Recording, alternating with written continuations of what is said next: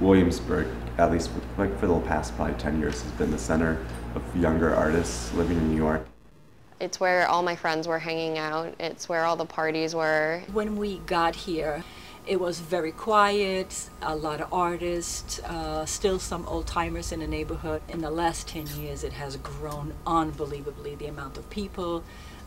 Definitely younger, hipper, more artistic. The building I live in is a converted loft space. It used to be a factory of some kind, and now it is home to a bunch of artists and students and creative people. I moved here 2 years ago, and it was possible to find an apartment for $700 to $800. Now you're looking at $1,000 and up for a one-bedroom. I'm not talking like a one-bedroom studio, like just one bedroom in maybe a 3-bedroom apartment. It's ridiculous. The neighborhood's definitely changed. New things pop up every day. I mean, there are new buildings popping up every month. It's crazy. They have plans to build 40-story towers across the street, actually. About 15 or 20 years ago, the artists who, I think that's where really started it, they came in from Manhattan. They could not afford to stay in Soho, so they could not afford the lofts. They came here, the rent was cheap. I think it's going to lose some of the charm that it has now. It has regular people who work in different, from different areas. You see students and you see older people. A couple months ago, back in December of 2007, there was a huge happening over at 475 Kent, which is a similar building to mine. And all the residents came home one night and they found their doors locked.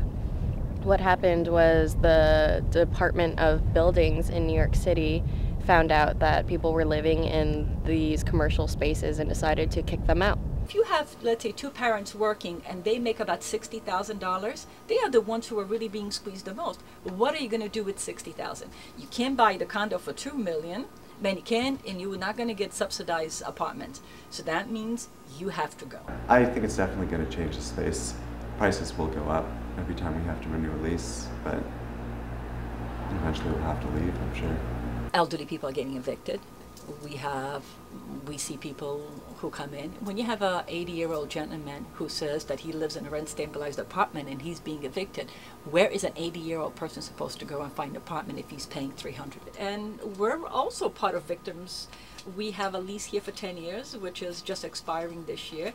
We finally were able to kind of negotiate to stay for the next 5, but we're not going to have our lease extended past that time, because there will be no way that we are going to be able to compete with the rents that people will want. As soon as a neighborhood becomes that hot and that great, it's the small stores that really do get squeezed out, and we will also be one of the casualties. This when Brooklyn gets so overdeveloped that nobody can afford it anymore, people will move to the other boroughs, other cities, you know. Everybody gets hurt. The way Williamsburg is changing makes it so that the only people who are benefiting from it really are developers or people who own property here in the neighborhood. I think there's some problems with how fast things are changing, but I think it makes sense as part of the evolution of the city to change this way. It could be a good thing. You never know. I mean, it's an artist studio, but it's also, we present experimental music, and that's sort of our focus here. And if we can present experimental music to more people, I don't think that it's a problem whether or not they're really wealthy or poor artists like us.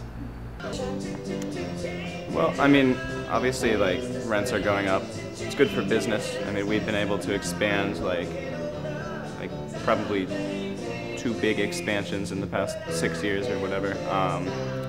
Like I said, Mike, you start off with really just a table selling adapters and cables and whatever.